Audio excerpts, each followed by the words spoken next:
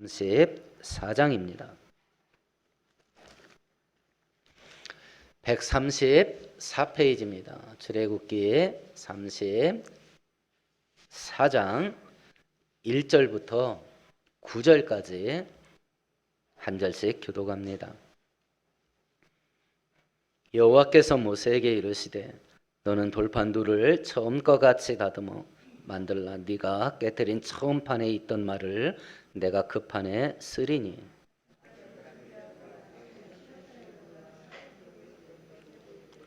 아무도 너와 함께 오르지 말며 온 산에 아무도 나타나지 못하게 하고 양과 소도 산 앞에서 먹지 못하게 하라.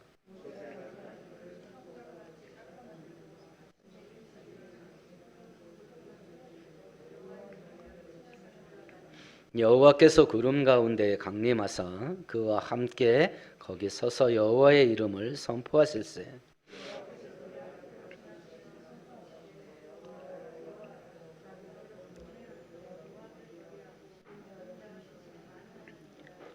인자를 천대까지 베풀며 악과 가실과 죄를 용서하리라. 그러나 벌을 면제하지 아니하고 아버지의 악행을 자손 3, 4대까지 보응하리라.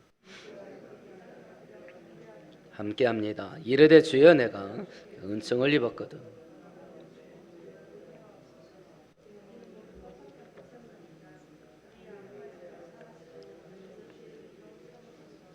아멘. 아멘. 이번 선거 때에 젊은 청년들이 굉장히 분노하고 있다라고 하는 것을 선거가 많이 보여주었죠. 위로 올라갈 수 있는 기회, 자기 인생을 펼쳐나갈 수 있는 기회를 안 주는 거예요. 정당하게 게임판 위에 올라가서 정당하게 경기를 해가지고 내가 능력이 부족해서 떨어졌다. 그러면 누가 불만일 것입니까? 근데 경기장에 올라가지도 못하게 만드는 거예요. 뒷문으로 지들끼리 다 나눠갖고. 그리고 뭐가 어때서 그래? 이렇게 뻔뻔하게 만들고. 그래서 국민들도 많이 그들의 뻔뻔함에 분노를 했지만 청년들이 그렇게 분노를 했던 것이 그런 이유입니다. 기회를 얻지를 못해요. 기회를 상실당합니다. 이제 대기업도 공채를 안 한답니다. 과거에는 2월달이나 3월달이면 대대적으로 공채를 했어요. 그래서 대학 졸업하는 아이들을 채용을 했습니다. 이제 그걸 안 하겠답니다. 이제 대학을 졸업해도 취업의 문이 더 없어졌어요. 더 좁아졌습니다. 기회가 없어지는 거예요. 이런 일을 만나게 되면 인생이 절망하게 됩니다. 분노하게 됩니다. 좌절에 빠지게 됩니다. 그럼 우리가 질문을 던져보는 겁니다. 이런 현실을 눈앞에 두고 우리가 하나님 앞에서 은혜 받고 축복받을 기회를 얻을 수 있겠는가? 기회를 상실당하고 기회를 얻지 못하는 게 사람을 이렇게 만들어요. 그러면 우리가 하나님 앞에서 은혜를 받고 축복을 받을 수 있는 기회를 잡을 수 있겠는가? 오늘 읽었던 본문은 그 질문에 해답을 주는 본문이에요. 사람은, 특별히 성도는 왜 은혜 받고 축복받을 수 있는 기회를 잃어버리는가? 두 번째, 잃어버린 축복의 기회를 어떻게 하면 다시 얻을 수 있겠는가? 하나님은, 우리가 믿고 의지하는 하나님은 어떤 하나님인가? 그런 구도 속에 오늘 성경은 기회를 다시 얻을 수 있다, 이렇게 우리들에게 말씀하시는데, 오늘 성경을 살펴보시면서 우리 모두가 하나님 앞에서 은혜와 축복을 받는 기회를 살려서 그 축복의 열매를 맺는 복된 성도 되기를 축원드리겠습니다.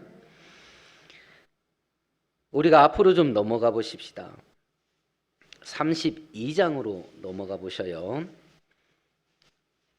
시내산에 도착해서 하나님이 모세를 산꼭대기에 불렀습니다. 그래서 40일 동안 십계명과 율법을 가르쳐 주시고 성막을 만드는 설계도를 가르쳐 주셨어요. 십계명과 율법은 하나님 앞에서 은혜 받고 축복을 받을 수 있는 방법이 기록되어 있는 비밀 노트예요.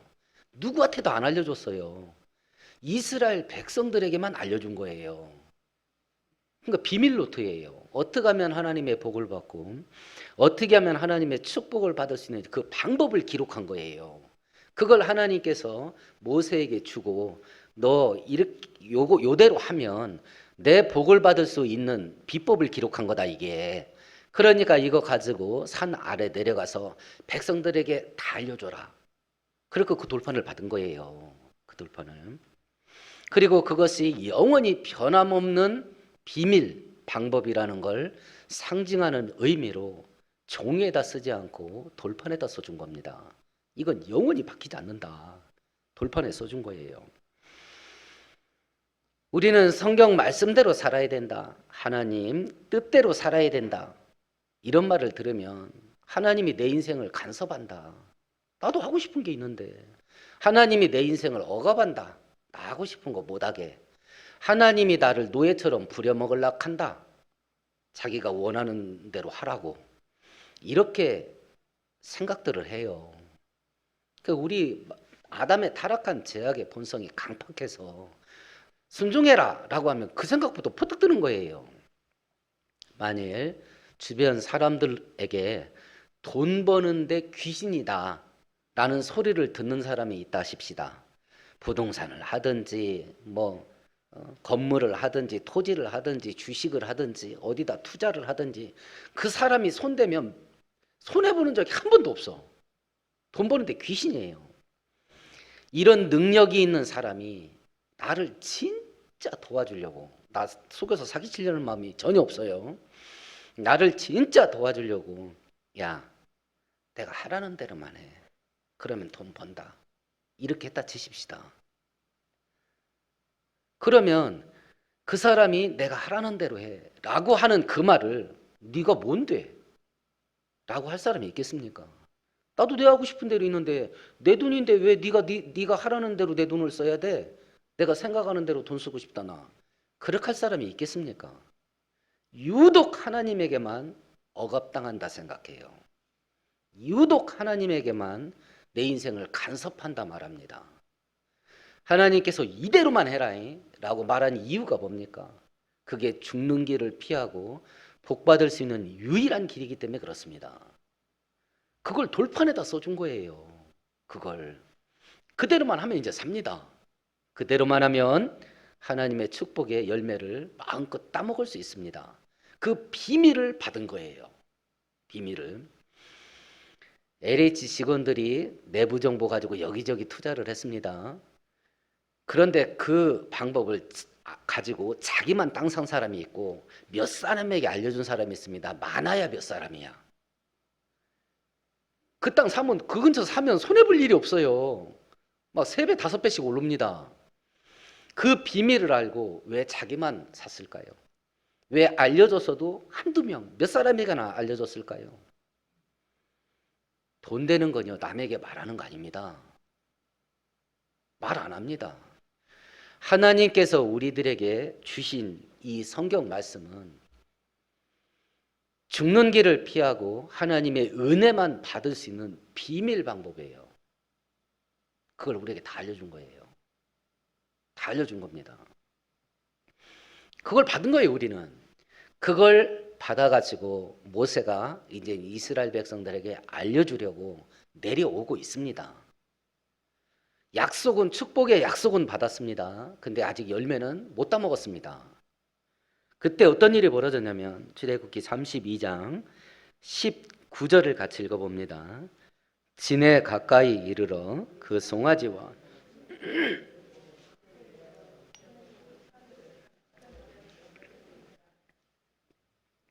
산 아래 내려오다 보니까 이스라엘 백성들이 모세가 산 꼭대기에 올라가 있는 40일 동안에 금송아지를 만들어 놨습니다. 그리고 이게 여호와다 라고 하고 막 난장판을 만들어 놓고 우상숭배를 한 겁니다. 먹고 마시고 뛰놀더라. 막 술에 꼬라가지고 꽐라가 됐어요. 테이프 끊어지고 막 난리 났습니다. 거기다가 심지어는 막 음행까지 합니다. 모세가 그걸 보고요 판을 확 집어넣어서 깨트려 버렸어요. 하나님이 만든 걸 모세가 겁대가리도 없이 깨트려 버렸습니다. 근데 하나님이 모세에게 아무 말도 안 했습니다. 너 그게 어떤 건데 깨뜨려? 아무 말도 안 했습니다. 왜 그러냐? 계약이 깨졌거든요. 계약서가 찢어진 거예요. 하나님을 대신해서 모세가 계약이 깨진 걸 선포한 거예요. 언약서가 깨졌습니다. 언약이라는 단어를 다른 말로 비슷한 말로 바꾸면 계약이라는 단어거든요. 우리가 계약이 파기되면 계약서 찢어버리잖아요.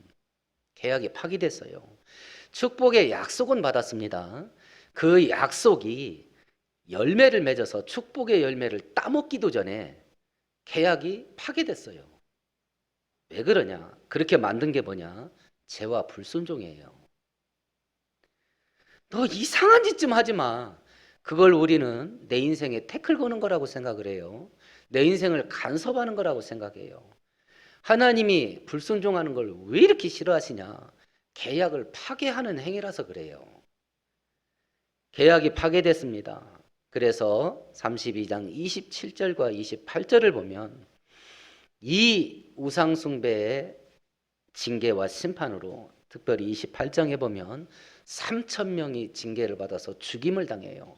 야, 하나님 잔인한 하나님이다. 하나님 보복하시는 하나님이다. 하나님은 믿고 따를 만한 신이 아니다. 이거 잘못 걸렸다면 뼈도 못 추린다. 이걸 지금 우리들에게 말하는가? 하나님을 믿지 않는 세상 학자들은 이런 구절들을 봐라. 이게 잔인한 신인데 이런 신을 믿고 따를 수 있겠냐? 잘못 따라갔다는 이거 뭐 죽도 살 언제 죽을지 모른다. 이렇게 공격합니다. 근데 지금 이런 성경 구절이 하나님의 잔인성, 하나님의 보복성 이걸 말하는 게 아니라 죄가 얼마나 심각한가 그걸 얘기해 주는 거예요. 죄가 얼마나 심각한가. 죄를 왜 짓냐? 내가 하고 싶어서 하거든요. 그거 하면 안 된다는 거 알아요. 그런데도 왜 하냐? 하면 안 되는데 하고 싶은 마음이 더 센 거예요. 그래서 한 거 아니겠습니까? 그래서 죄의 형벌은 정령 죽으리라 해요. 이 죄에 참여한 사람이 다 죽어야 됩니다. 근데 3,000명 죽은 거예요. 그러면 징계와 심판 과정 속에 하나님이 뭘 베푼 거예요? 긍휼을 베푼 겁니다. 잔인한 하나님이 아니에요. 징계와 심판의 원리를 다시 한번 기억해 보십시다. 징계와 심판은 하다 안 될 때 받는 겁니다. 우리가 애들 키우면 뭐 잘못할 때마다 그때마다 톡톡 때립니까? 아니잖아요. 하다 안 될 때 한 번씩 회초리 되는 거 아니겠습니까? 징계의 두 번째 원칙입니다. 내가 저지른 것보다 항상 약하게 받습니다. 그래서 우리가 지금 숨쉬고 살고 있는 거예요. 은혜의 원리입니다. 첫 번째는 웬만하면 받습니다.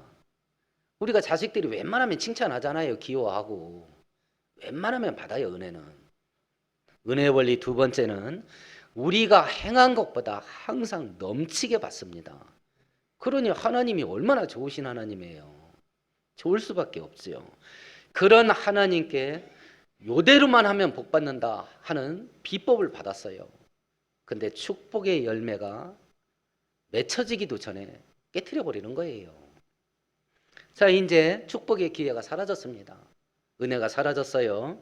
그러면 두 번 다시 은혜 받고 축복받을 기회가 없는가? 한 번 기회가 사라지면 이 세상 원칙은 이제 한 번 기회를 잃어버리면 두 번 다시 기회를 얻기가 쉽지가 않습니다. 내가 사업을 해서 부도 났어요. 한 번 파산 났습니다. 그 상태에서 은행에 가서 나 사업하려 하니까 대출 좀 해주시오 하고 대출 신청해 보세요. 기회를 주나? 안 줍니다. 한 번 망한 경험이 있으시네요. 두 번 다시 안 줘요. 우리가 하나님 앞에서 은혜를 대출한다고 치십시다. 또 저번에 한 번 망한 적이 있네 하고 두 번 다시 기회를 안 줄 건가? 하나님도. 오늘 성경은 하나님께서 어떤 일을 하시냐? 1절을 하시네요. 같이 읽어보십시다. 34장 1절입니다. 여호와께서 모세에게 이르시되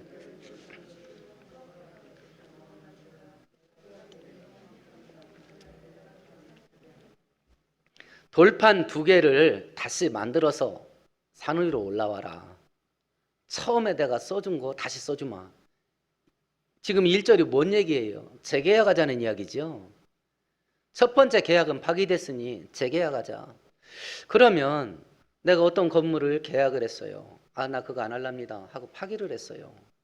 근데 너무 욕심이 나요. 그러면 그걸 다시 한번 계약하려면 누가 가서 사정해야 돼요? 내가 해야죠. 내가 깨뜨렸으니까. 근데 1절을 보세요. 이 재계약을 누가 합니까? 하나님이 합니다. 하나님이 해요. 하나님이 모세를 찾아오셔서 재계약하자. 그렇게 말합니다. 우리들에게도 하나님 앞에서 은혜 받고 축복받을 기회가 있습니다. 그럼 어떻게 하면 그 기회를 살릴 수 있냐? 하나님이 주셔야 됩니다. 어떤 일이 있든지 간에 하나님께서 은혜를 주셔야 뭐가 돼도 됩니다. 우리는 늘 기회를 잊어버립니다. 하나님의 축복의 밥상을 다 우리가 걷어차고 살았습니다. 근데 하나님이 축복의 밥상을 다시 차려놓고 와서 먹어라 해줘야 하나님의 은혜와 축복의 밥을 먹을 수 있습니다. 그 작업을 또 하셔요. 하나님이 하십니다. 이스라엘 백성들이 막 울며 불며 우리가 잘못했으니까 재계약 좀 해주세요. 이렇게 해서 재계약이 형성되지 않습니다. 하나님이 은혜를 주셔야 돼요. 근데 그 하나님께서 재계약을 먼저 하셔요. 에덴 동산에서 하나님께서 금지한 선악과를 아담과 하와가 따먹고 죄로 완전히 오염돼 버립니다. 그걸 복구할 기회를 하나님이 주셔요. 아담아, 네 어디냐? 도망가 버렸잖아. 축복의 근원 되시고 생명의 근원 되신 하나님 앞에서 지가 도망가요. 하나님은 기회를 줍니다. 어딨냐고. 내가 먹지 말라는 거 네 먹었냐? 기회를 줍니다. 그런데 막 오만 손사래를 칩니다. 내가 한 게 아니고요. 얘가 막 해서 막 계속 니탄 내탄 막 하고 막 이럽니다. 하나님이 다시 기회를 주는데도 그 두 번째 온 재계약 기회마저도 내박쳐 버립니다. 이게 우리 인생이에요. 이게. 그러니까 원망할 건덕지는 없습니다. 지금 혹시 마음에 하나님 원망하시는 분 계세요? 우리가 신앙생활을 제대로 하려면 두 가지를 알아야 됩니다. 첫 번째, 하나님을 제대로 알아야 됩니다. 두 번째, 나를 제대로 알아야 됩니다. 그러면 신앙생활 제대로 할 수 있습니다. 여태까지 축복의 밥상을 뒤집어 엎은 건요, 하나님의 밥상을 안 차려준 게 아니에요. 이런 식으로 우리가 엎어버린 거예요. 우리가. 그럼에도 불구하고 하나님은 먼저 찾아오셔서 재계약하자. 축복의 기회를 다시 줄 테니까 살려라 하고 재계약을 맺는 건데요. 예수께서 이 땅에 오신 것도 그런 원리랍니다. 로마서 5장 10절에 보면 우리가 원수 되었을 때에 그의 아들의 죽으심으로 말미암아 하나님으로 더불어 화목하게 되었은즉 화목된 자로서는 더욱 그의 살으심으로 인하여 구원을 얻을 것이라. 우리가 죄진 것 때문에 하나님과 왼수지간이 됐답니다. 그러면 축복의 기회 없어진 거예요. 은혜 받을 기회 사라진 겁니다. 죄인은 그 죄값 때문에 죽어야 돼요. 그런데 하나님께서 하나님 대신 예수님을 사람으로 이 땅에 보내셔서 죄값을 예수님에게 온팡 씌워버리고 예수님을 딱 죽였다는 거예요. 그리고 우리와 하나님 사이는 화목해졌대요. 기회가 살아난 거예요. 기회가 살아난 거. 이 시간 하나님께서 우리들에게 다시 하나님 앞에서 은혜 받고 축복받을 기회를 살려주셨다는 걸 믿고 확신할 수 있게 되기를 축원드리겠습니다. 그러면 하나님이 뭐하러 이런 일 하시냐? 뭐하러 이런 일 하냐? 하나님이 대체 어떤 하나님이냐? 이게 문제입니다. 6절을 같이 읽습니다. 여호와께서 그의 앞으로 지나가시며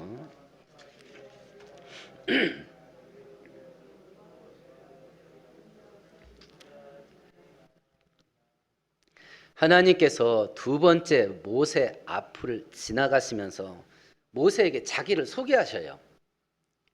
모세에게 당신이 당신을 소개하는데 뭐라고 말하냐면 야야 나는 여호와야. 나는 여호와야. 그렇게 자기를 소개하셔요.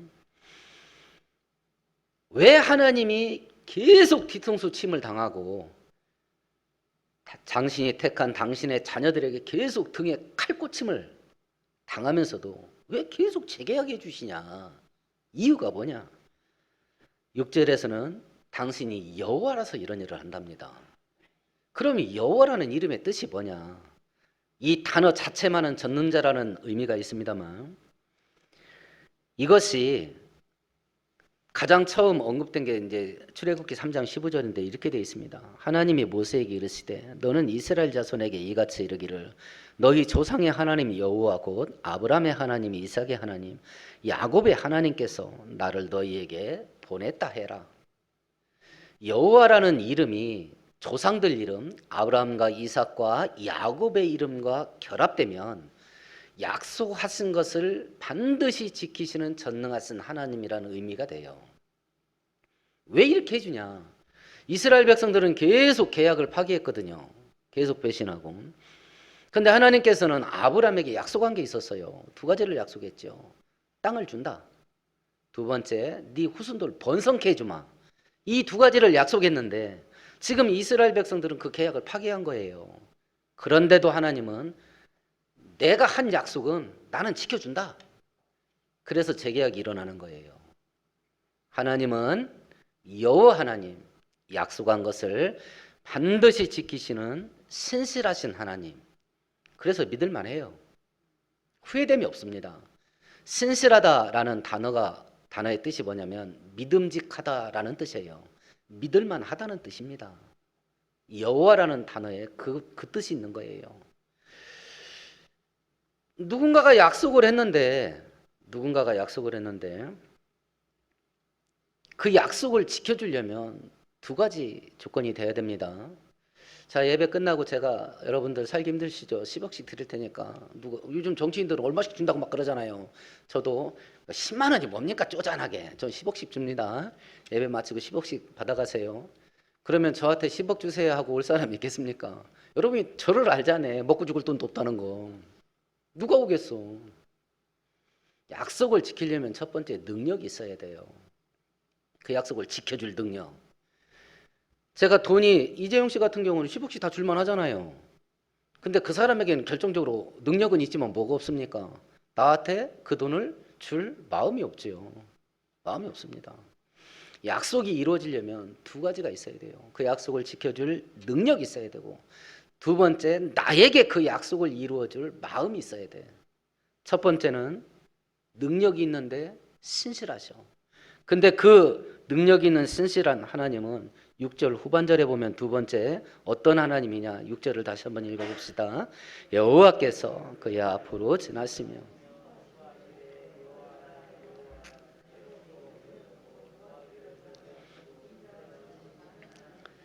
자비롭고 은혜롭고 노하기를 더디하시고 인자와 진실이 충만하다. 그냥 한 단어로 뭉뚱그립시다. 사랑의 하나님. 사랑의 하나님. 그래서 그 모진 배신을 다 견뎌내시는 것이요. 자, 이제 두 가지 조건이 됐습니다. 전능하신데 신실하신 하나님인데 사랑이 많으신 하나님이에요. 그래서 내가 약속한 건 나는 지킨다. 나는 지킨다. 내가 네 조상 아브라함에게 약속했던 그 가나안 땅 준다.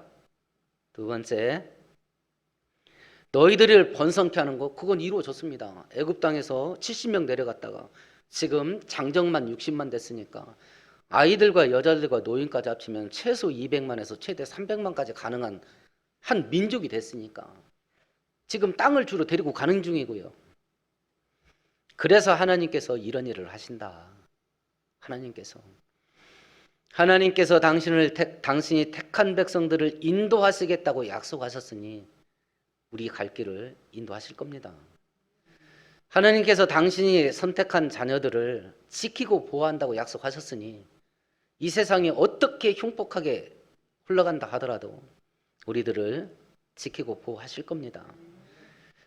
기도하면 응답하신다고 약속하셨으니 우리가 기도하면 응답 받을 겁니다. 약할 때 힘주셔서 승리하게 하겠다고 약속하셨으니 우리는 반드시 승리할 겁니다. 왜냐하면 하나님이 여호와시고 하나님께서 사랑의 하나님이기 때문에 그렇습니다. 그렇다고 하면 이제 한 가지 더 우리가 살펴봐야 될 게 있습니다. 재계약이 됐습니다. 재계약이 됐습니다.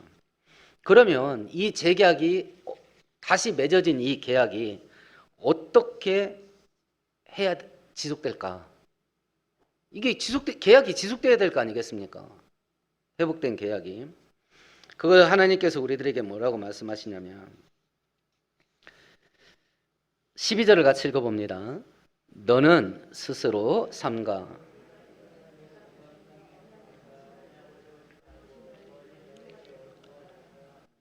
첫 번째는 가나안 땅 사람들과 언약을 맺지 마라. 엮이지 마라. 만나지도 마라. 거래하지도 마라. 불신자가 운영하는 회사는 취직도 하지 마라. 이런 뜻 아닙니다. 불신자와 대면도 하지 않고 살 수 있는 방법이 없어요. 여기서 그 땅 주민들과 언약을 하지 말라. 동화되지 말라. 오염되지 말라. 그들의 삶을 본받지 말라. 그런 의미로 해석하시면 되겠습니다. 왜냐하면 죄된 길로 데리고 가거든요, 우리를. 그래서 불신자들과 함께 이 지구라는 공간에서 우리가 함께 부딪히면서 살아가는데 불신자들과의 관계를 어떻게 해야 될 거냐라고 하는 겁니다. 제일 좋은 건 전도하는 겁니다. 그래서 그를 예수 믿게 만드는 겁니다. 그거보다 조금 떨어지는 건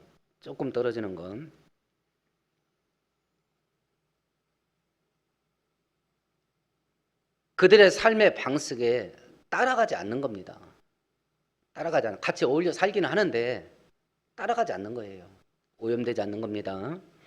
최소한 여기까지는 해야 됩니다. 전도하든지 물들지 않든지 여기까지는 하는 겁니다. 정말 나쁜 건 내가 그쪽으로 확 물들어 버리는 거예요. 그쪽을 따라가 버리는 겁니다. 그거 하지 말라 소리예요. 왜냐하면 그 길은 멸망의 길이거든요. 그래서 하나님께서는 웬만하면 넘어간다. 그러니까 그런 사람 네 주변에 놔두지 마라 라고 했던 것입니다. 누군가하고 불신자하고 심지어는 성도들도 이런 사람이 있을 수 있겠습니다. 하여튼 누군가하고 성도가 됐든지 불신자가 됐든지 어울리는데 이상하게 그 사람만 만나면 죄진다. 이상하게 그 사람만 만나면 하나님이 기뻐하지 않는 일을 하게 된다. 그러면 관계 끊어버리는 겁니다. 이 땅에 70억 있는데 그 사람 아니면 만날 사람 없습니까? 근데 그놈의 정이 뭐라고. 하루 이틀 알고 지내는 사이도 아닌데 그러면서 멸망의 길로 가. 그래서 우리는 망합니다. 제가 대학교 3학년 때 예수님을 살아있다는 걸 알게 됐고 인격적으로 만나게 되고 본격적으로 신앙생활하는데 내가 원했던 건 아니에요. 원했던 건 아닌데 저에게서 가장 먼저 나타난 현상이 뭐냐면 옛날에 그렇게 재밌게 놀던 놈들하고 관계가 서먹서먹해지는 거예요. 관심이 달라졌어. 얘네들은 노는 게 관심 있고 나는 예수에게 관심이 생겼으니까 대화도 안 맞고 이거 막 안 맞는 거예요. 근데 자연히 멀어지더라고. 자연히. 우리가 진짜 신앙생활하게 되면 신앙생활하기 전에 만났던 인간관계가 정리가 돼요. 그렇지만 다시 가야 됩니다. 왜 가야 되겠습니까? 옛날에는 내가 제대로 신앙생활 하려고 했기 때문에 멀어졌지만 나중에 다시 가야 돼요. 왜요? 그 사람 예수 믿게 해야 되니까 다시 가야 된다고. 근데 다시 갈 때는 내공이 충만해야 돼. 적어도 옛날 방식으로 내가 걔 따라서는 안 간다. 이건 세워진 다음에 다시 가는 겁니다. 다시 회복된 축복의 계약 관계를 오래 지속하는 첫 번째 방법. 하나님의 요구 조건이에요. 너 망하는 길로 가게 하는 주변 사람들 정리해라.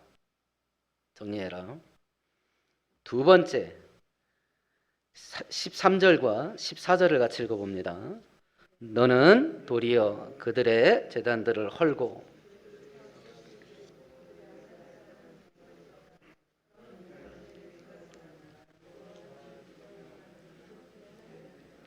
두 번째 요구 조건입니다. 우상 섬기지 마라. 우상. 저는 절에 안 다니는데요. 저는 무당 안 찾아다닙니다. 저는 굿 안 합니다. 저는 뭐 삼신할머니 됐든지 산신령이 됐든지 용왕님이 됐든지 안 믿습니다. 그럼 우상 숭배 안 하는 건가? 하나님보다 여기 하나님께서 나는 질투하는 하나님이다 그래요. 질투가 뭐예요?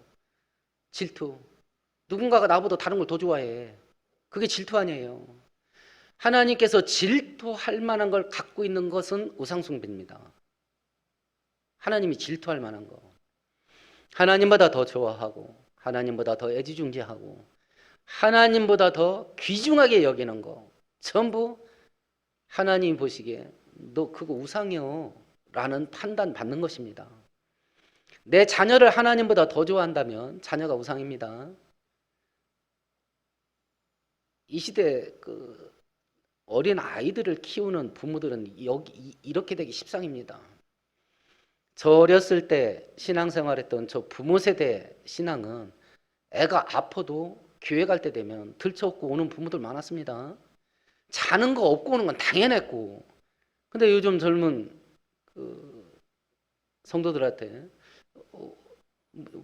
일 있었습니까? 예배 안 오셨대요. 그러면 애가 자서 안 왔대. 아, 진짜 뻑이 갑니다. 애가 자서 교회를 안 왔대. 한번 깨우면 되잖아. 하나님을 위해서 잠 한 번 못 깨워줘? 근데 그걸 안 해주는 거야. 그럼 그런 부모한테 큰 애가 졸리면 자는 거예요. 교회 안 가고. 애가 그렇게 할 거 아니야. 아니 애를 키워도 개떡같이 키운대요. 아, 성경은 죽도록 충성하라 그러는데 잠 오면 자. 교회 안 가도 돼. 아, 그렇게 가르치는 게 그게 말이 되냐고. 애가 우상입니다. 돈이 그렇게 될 수 있겠습니다. 국회의원들은 권력이 그렇게 될 수 있겠습니다. 아주 환장한 것 같잖아요. 국회의원들이 그 자립판 내는 거 보면 환장한 것 같잖아요. 사람이 아니요. 사람이 아니요. 우상일 수 있겠습니다.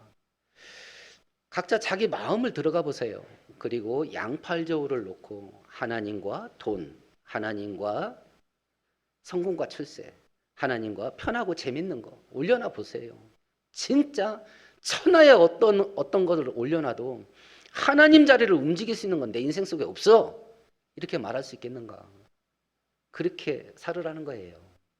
그 어떤 것도 하나님 자리를 움직이게 하지 마라. 왜냐하면 축복과 생명이 거기서 흘러나오기 때문에 그렇습니다.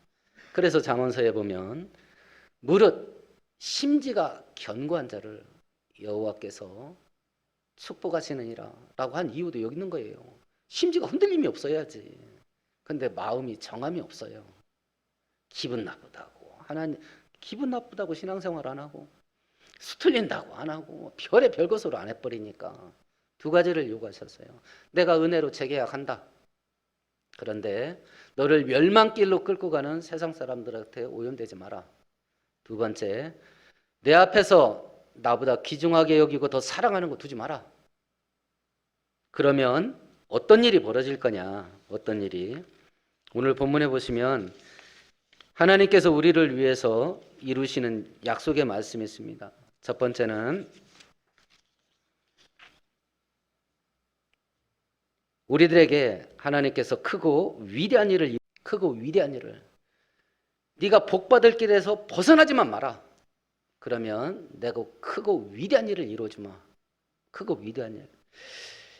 성경의 원리를 잘 기억하셔요. 기적은 내가 만드는 거 아닙니다. 기적은 하나님이 만듭니다. 나한테 요구한 건 있습니다. 하라는 대로만 해. 순종은 요구했습니다. 너는 순종만 하면 기적은 내가 한다. 두 번째, 이스라엘 백성들을 데리고 가는 가나안 땅은 비어있는 땅이 아니죠. 7 부족이 있는 땅이에요. 그들을 쫓아내고 승리케 해주겠다 그랬어요. 두 번째는 승리케 해주시는 거예요. 이 길을 벗어나만 안 나가면. 전쟁에서 이기려면 3가지가 있어야 됩니다. 첫 번째 강한 군대, 두 번째 탁월한 무기, 세 번째 출중한 지휘관. 하나만 갖고 이기기 힘듭니다. 최소한 2개 이상은 엮여야 돼요. 그래야 전쟁에서 이깁니다. 그래요. 근데 성경은 수많은 전쟁 기록이 있습니다. 근데 성경은 이것저것 원인 따지지도 않습니다. 딱 하나만 얘기합니다. 하나님이 누구를 도와주냐? 그쪽이 이깁니다. 군사가 많으냐 적으냐 따질 것도 없습니다. 무기가 있냐 없냐 따질 것도 없습니다. 기드온이 300명의 군대를 13만 5천 명의 미디안 군대 공격하기 위해서 출동할 때 가지고 나간 게 뭔가를 생각해 보셔요. 세 가지를 가지고 나갔습니다. 첫 번째 항아리, 두 번째 횃불, 세 번째 나팔. 그리고 한밤중에 횃불을 감추었던 항아리 깨트리고 나팔 불면서 소리친 것밖에 없어요. 지들끼리 자고 일어나서 난리를 쳤잖아요. 그리고 다 도망가 버린 겁니다. 전쟁을 하는데 무기가 있냐 없냐 그것도 상관없어. 그것도 상관없어. 출중한 지휘관이 있냐 없냐. 기도원이 시킨 게 막 제갈공명 같은 귀신 같은 작전 짰습니까? 소리 지르라고 한 것밖에 없어요. 그게 무슨 작전이요. 출중한 지휘관이 있냐 없냐 그것도 상관없습니다. 오로지 하나, 하나님이 도와주냐 안 도와주냐 이걸로 결정납니다. 그래서 하나님께서 재계약 됐다. 그리고 나는 돕겠다. 그러니까 이상한 짓 좀 하지 마. 그걸 얘기한 겁니다. 하나님의 말씀에 순종하는 이 하나님의 요구를 억압받는다고 생각하지 마십시오. 하나님이 내 인생을 속박한다고 생각하지 마십시오. 하나님께서 내 인생을 간섭한다고 생각하지 마십시오. 하나님 말씀은 하나님 앞에서 은혜와 축복을 받을 수 있는 유일한 길이에요. 그래서 순종을 요구한 것은 복 받으면서 살아라 평생. 그걸 우리들에게 알려주시는 하나님의 은혜예요. 이제 우리는 재계약 받았습니다. 그러면 이제 하나님의 축복의 약속이 실제로 우리 인생 가운데 축복의 열매를 맺고 우리는 그 열매를 먹고 마시면서 복되게 살아갈 수 있게 되기를 축원드리겠습니다. 하나님 아버지, 하나님의 말씀은 생명의 말씀이요, 하나님의 말씀은 축복의 말씀입니다. 하나님 말씀에 순종하면서 살면 좋은 일이 있을 것입니다. 그동안 거역하고 불순종하고 죄지면서 살았던 것을 용서하옵시고 하나님께서 다시 기회를 주셨사오니 이 기회를 살려 순종의 무릎으로 하나님께 나가서 약속받은 그 축복을 실제로 열매 맺고 그 열매를 따고 먹고 마시며 하나님 앞에서 복된 인생 살아가는 우리 모든 성도들 되게 하여 주옵소서. 예수님 이름으로 축복하고 기도합니다. 아멘.